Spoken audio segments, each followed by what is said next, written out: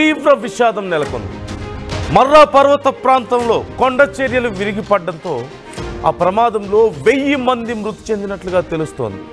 ఈ మధ్య కాలంలో అతి పెద్ద డిజాస్టర్గా ఈ మర్రా పర్వత ప్రాంతం నిలిచింది. సూడాన్లో ప్రస్తుతం ఈ తీవ్ర విషాదం నుంచి కోలుకునేందుకు సహాయక చర్యలు కొనసాగుతున్నాయి.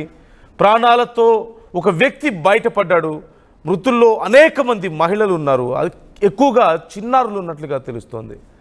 అర్ధరాత్రి కొండ చర్యలు విరిగిపడడంతో ఈ పెను ప్రమాదం చోటు చేసుకుంది. మృతులంతా కూడా ఆ పర్వత ప్రాంతాల్లో నివసించే శరణార్థులుగా తెలుస్తోంది. నార్త్ డార్పర్లో ఆర్మీకి పారామిలిటరీ ర్యాపిడ్ సపోర్ట్ ఫోర్సెస్ మధ్య అంతర్యుద్ధం కారణంగా ఈ ప్రజలందరూ కూడా ఆ పర్వత ప్రాంతానికి వలస వచ్చినట్లుగా తెలుస్తోంది. కొండ చర్యలు విరిగిపడడంతో మొత్తం ఆ గ్రామం అంతా తుడిచిపెట్టుకుపోయింది.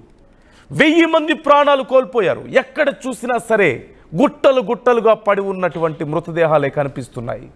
మేము చూపిస్తున్నటువంటి విజువల్స్ కానీ చెప్తున్న వార్త కానీ వినడానికి చూడడానికి కొంచెం కష్టంగా ఉండొచ్చు, సున్నిత మనస్కులు గాయపడొచ్చు, కానీ వార్తను మీకు పూర్తిగా చేరవేయడమే మా ఉద్దేశం. Viewers description is advised. జాగ్రత్తలు తీసుకోవాలంటూ ఆర్టీవీ సూచిస్తోంది. ఎక్కడ చూసినా గుట్టలు గుట్టలుగా శవాలు కనిపిస్తున్నాయి. ముఖ్యంగా అక్కడ చిన్నారులు, మహిళలే ఎక్కువ మంది కనిపిస్తున్నారు.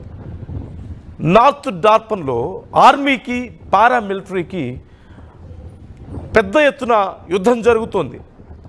వారిద్దరి మధ్య జరుగుతున్నటువంటి ఈ అంతర్యుద్ధం కారణంగా అక్కడ నివసిస్తున్న ప్రజలందరూ కూడా తప్పించుకొని సురక్షిత ప్రాంతం అని చెప్పేసి ఆ పర్వత ప్రాంతానికి చేరుకున్నారు. అక్కడ తలదాచుకున్నారు. అక్కడ ఒక చిన్న గ్రామంలాగా ఏర్పడి అక్కడే ఉంటున్నారు. అయితే భారీ వర్షాలు కురిశాయి, వరదలు వచ్చాయి.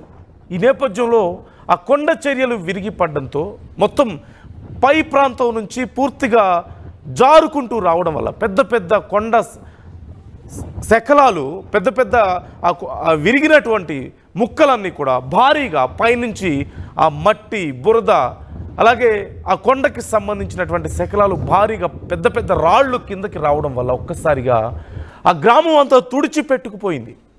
ఆ కొండ అంతా కూడా పూర్తిగా ఒక పార్ట్ అంతా పూర్తిగా జరిగిపోయినటువంటి పరిస్థితి మనకు కనిపిస్తుంది. మొత్తం 1000 మంది ప్రాణాలు కోల్పోయారు. ఎక్కువ మంది చిన్నారులు ఉన్నట్లుగా తెలుస్తోంది.